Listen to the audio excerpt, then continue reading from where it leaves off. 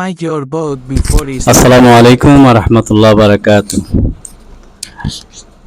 Islamic TV 37 channel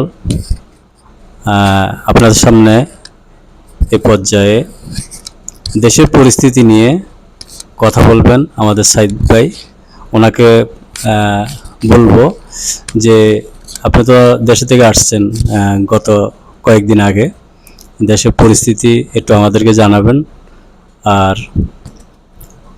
বর্তমানে যে BNP এবং জামাত যে বর্তমানে যে অবস্থায় আছে, তাদের কীরকম মানুষ তাদেরকে রাজনীতি অঙ্গনে চাইতেছে, তারা মানুষের বর্তমানে মুভমেন্টটা কি আমাদের একটু জানাবেন।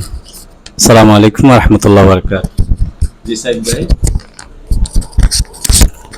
ওয়ালাইকুম সালাম রহমতুল্লাহ বারাকাতুহু। ধন্যবাদ সর্বপ্রথম ইসলামিক টিভির কে এবং মোহতারাম হারুন ভাইকে। জি, আমি অতি সম্প্রতি দেশ থেকে আসছি গত 24 তারিখে। দীর্ঘ 9 থেকে 10 মাস প্রায় দেশে ছিলাম। আর দেশের বিভিন্ন জায়গায় যাওয়া হয়েছে, যেহেতু আমি নারায়ণগঞ্জ থাকি। তো এখানে বিভিন্ন প্রতিটা ডিস্ট্রিক্টের লোক এখানে বিভিন্ন কারণে আপনার চাকরি করে, ওই সুবাদে পরিচয়। পাশাপাশি দেশের রাজনীতি অবস্থা তো দেখে আসলাম, মাঠে ময়দানে গ্রামগঞ্জে সব জায়গায়। আর যেটা আপনারা দেখতেছেন অলরেডি, আলহামদুলিল্লাহ দেশের মানুষের মধ্যে ইসলামিক দলের প্রতি একটি নমনীয়তা এবং ইসলামিক দলকে মানুষের মনে একটি জায়গা করে নিছে, সেটা আমি স্পষ্ট উপলব্ধি করছি। যারা দেশে আছে তারাও বলবে, আশা করি বিষয়টা এটা সত্য। আর আপনি জিজ্ঞেস করছেন যে বর্তমান রাজনীতি দলের কি অবস্থা, তা আসলে কি বলবো, যদিও সোশ্যাল মিডিয়ার যুগ, আপনারা সবাই অবগত যে বর্তমানে কোন দিকে চলছে। সত্যি বলতে এমন কোনো জায়গা, আমি নারায়ণগঞ্জ থাকার কারণে আর নরসিংদী, আপনার ঢাকার বিভিন্ন আশেপাশের এলাকা, নারায়ণগঞ্জ পুরো ডিস্ট্রিক্ট তো আছে, পাশাপাশি নরসিংদী প্রায় কাছাকাছি তো একেবারে, আমি ওইখানেও গেছি। তারপর আপনার ভৈরব, বিবারিয়া, এসব জায়গায় আমি গেছি। আমার জন্মস্থান যেহেতু বিবারিয়া। সব কিছু মিলে যদি বলি, দেশের এমন কোনো প্রান্তর নেই যেখানে একটি চাঁদাবাজের একটি দৌরাত্ম্য এটা নাই, এটা বলা যাবে না। প্রত্যেকটা জায়গাতে কেউ ভদ্রভাবে তুলছে, কেউ জোরপূর্বক তুলছে। যেটা আফসোসের বিষয়, আমরা আওয়ামী লীগের আমলও দেখি নাই, বা আমরা এরকম যে দেখবো, শুধু আমি না, দেশের কেউ এরকম কল্পনা করে নাই। ঠিক আছে, এটা মানুষ একরকম বিরক্ত। অতীত চাঁদাবাজি ছিল এবং আমরা সব দলই লক্ষ্য করছি কমবে, যারা অতীতে দেশের দায়িত্বে ছিল। কিন্তু এইবার স্বৈরাচার পতনের পরে, 24-এর পরে একটা বিপ্লব, যে একটা আশা আকাঙ্ক্ষা, যে একটি আশা নিয়ে কথা, যে একটি চেতনা নিয়ে মানুষের ঝাঁপিয়ে পড়ছিল স্বৈরাচারের বিরুদ্ধে সুন্দর একটি দেশ গড়ার লক্ষ্যে। কিন্তু আফসোসের বিষয়, আমরা সোশ্যাল মিডিয়া, শুধু আমি কি বলবো, আপনারা অবগত যে এই দেশ আমরা পাই নাই, বরঞ্চ এর বিপরীত করছে। কিন্তু সাধারণ মানুষ না, অন্য সকল দল না। আমি স্পষ্ট দুঃখ নিয়ে বলতে হয়, আমার বাবা একজন বিএনপির কর্মী, বা উনি বিএনপি করতেন। আমি ছোটবেলা থেকে, আমিও আমাদের শহীদ প্রেসিডেন্ট জিয়াউর রহমান, ওনাকে শ্রদ্ধা এখনো করি। এবং নেত্রী হিসাবে, যদিও মহিলা নেত্রী হিসাবটা আলাদা, কিন্তু খালেদা জিয়া নিঃসন্দেহে একজন ভালো নেত্রী ছিল। সবকিছু মিলে কিন্তু এটা আমরা কখনো কল্পনা করিনি যে বিএনপির পক্ষ থেকে এরকম অরাজকতা, এরকম স্বৈরাচারী মনোভাব, এরকম চাঁদাবাজি, এরকম জবরদখল, থানা দখল। হ্যাঁ, থানা দখল করা বলতে এই বিষয়টা আমার কাছে আরো খারাপ লাগছে যে অতীতে কোনো থানা বাংলাদেশে এমন ভাবে ঘেরাও করে রাখে, রাত দিন 24 ঘন্টাই বলবো, যখনই যান আপনি দেখবেন যে বিএনপির কোনো নেতাকর্মী আছেই। তারা একরকম বাণিজ্যিক ভাবে শুরু করছে থানা থেকে বিভিন্ন মামলা বাণিজ্য, বিভিন্ন দখলদারি, তারা যা কিছু করে থানার মাধ্যমে। তো মোট কথা, এক কথা যে স্বৈরাচারের আমল আমরা ভয়ে আতঙ্কে কিছু বলতে পারি নাই, কোনো ইনসাফ পাই না। আর এখন আমরা, তারা ভয় দেখাচ্ছেন অনেক ক্ষেত্রে, কিন্তু পুলিশের মাধ্যমে যেভাবে কোণঠাসা করছে, কারণ পুলিশ তো আগের স্বৈরাচারী দূষর, সেক্ষেত্রে পুলিশ, তাদের খাসিলত তো সহজে পরিবর্তন হওয়ার নয়। আসলে একটা মানুষের খাসিলত সহজে পরিবর্তন হয় না, ওই পুলিশ তো আগেরই, তো তাদের দিয়ে সেম অপকর্মগুলো করতেছে। এবং অযথা মিথ্যা মামলার একটা রমরমা ব্যবসা চলছে। এবং আমি নিজেও ভুক্তভোগী। আমি যদি বলতে চাই সেটা লম্বা হয়ে যাবে ভিডিও, আমি লম্বা করতে চাই না। কারণ এখানে বিএনপির আমাদের অনেক ভাইরা আছে যারা অতীতে নিপীড়িত হয়েছে, জুলুমের শিকার হয়েছে, ঠিক আছে, কিন্তু তাই মানে এই না যে আমি অতীতে জুলুমের শিকার হয়েছি তাই বলে আমি অন্য আরেকজনকে নিরপরাধ অন্যের একজন যে তার হক আছে তার হককে বাধাগ্রস্ত করে আমি আটকিয়ে জিম্মি করে ব্ল্যাকমেল করে আমি আত্মসাৎ করব, তাইলে আমি আর ওই জালেমের মধ্যে পার্থক্য কোথায় রইল? ঠিক আছে, তো ওই বিষয়টা আমার মনে খুবই কষ্ট দিছে।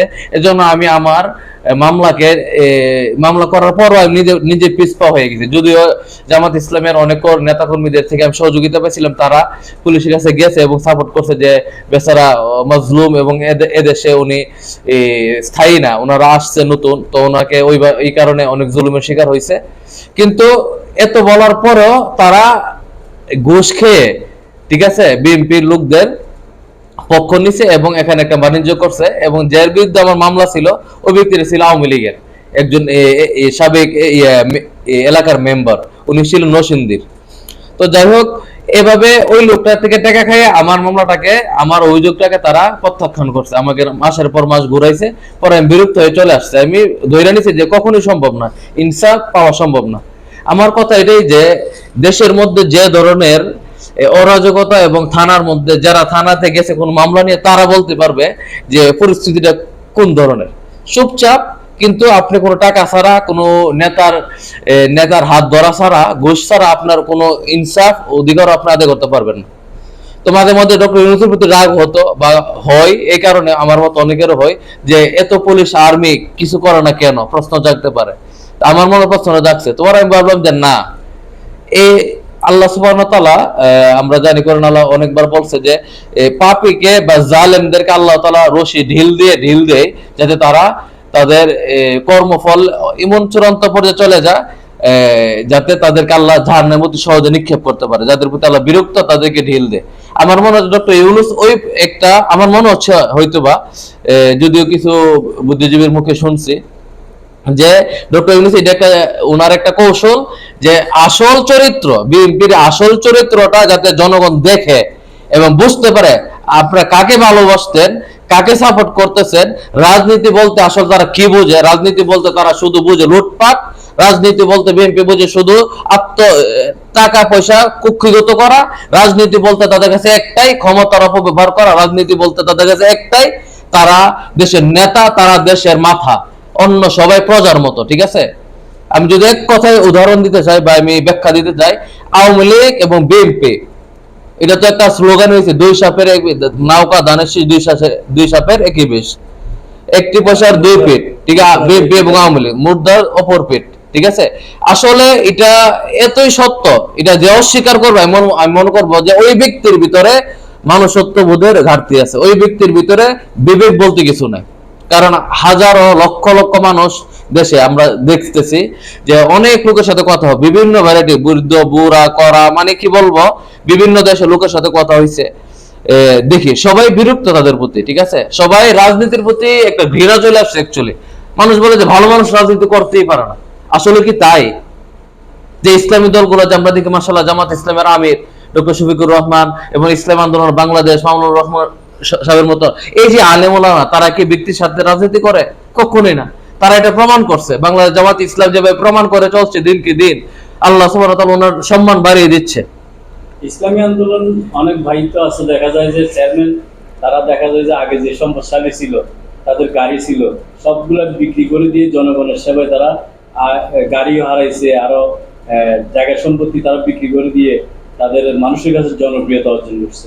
আসলে এই কাজটি যদি বিএনপি করতো, আমার মনে হয় বিএনপি আরো ভালো ফায়দা হতো। হ্যাঁ, কিন্তু এখন বর্তমানে বিএনপি যে পথে হাঁটতেছে, বিএনপির অনেক লোকও আমরা দেখতেছি, বিএনপির অনেক লোকে বলতেছে যে আগামীতে আমরা বিএনপিকে ভোট দেবো না, যেহেতু বিএনপি যে চাঁদাবাজি করতেছে, যেভাবে দখলদারিত্ব করতেছে, যেভাবে আওয়ামী লীগকে পুনর্বাসনের কাজগুলো করতেছে, এগুলো থেকে বিএনপি আসলে যতদিন সরে না আসবে ততদিনই বিএনপির জনপ্রিয়তা হারাবে। আরেকটা বিষয় হচ্ছে যে প্রবাসে ভোটাধিকার যে বিষয়টা, যে ইয়ে করার জন্য পাপিয়ের কথাটা, আসলে ওই কথা থেকে আমি বলতে চাই যে তারেক রহমান সাহেব তো প্রবাসে আজকে প্রায় 15 বছর 16 বছর, যদি তারেক রহমান যদি 15-16 বছর যদি উনি যদি বিদেশের মাটিতে থেকে থাকেন, তাহলে উনি কিভাবে একটা দলের প্রধান হয়ে রাজনীতিতে ফিরবেন?